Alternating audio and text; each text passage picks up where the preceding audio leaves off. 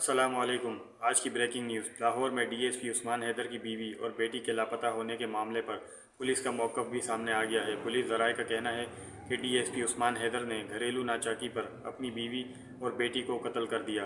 Police کے مطابق D S پی نے بیوی اور بیٹی کے قتل کا اعتراف بھی کر لیا ہے۔ لاہور میں D S P Usman Haider کی جانب سے اپنی بیوی اور بیٹی کے اغوا کے معاملے میں ہولناک انکشافات سامنے آ چکے ہیں۔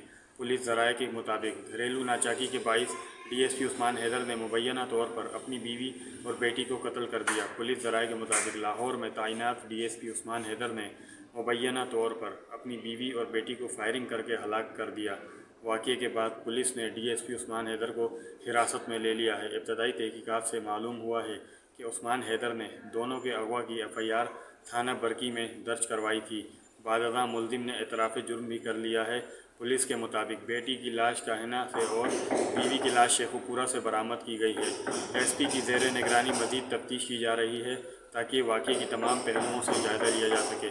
اب تک کی ابتدائی معلومات سے پتہ چلا ہے کہ ڈی ایس پی نے زمین کے تنازع پر بیوی کو قتل کیا، کیونکہ ڈی ایس پی نے زمین وہ بیچ دی تھی جو بیوی کے نام پر تھی، اور وہ رقم وہ اپنے بھائی کی شادی پر خرچ کر چکا تھا، جس پر بیوی پیسے مانگ رہی تھی، اور اب ڈی ایس پی کے پاس پیسے نہیں تھے، جس پر اس نے جوش میں غصے میں آ کر اپنی بیوی کو اور بیٹی کو قتل کر دیا۔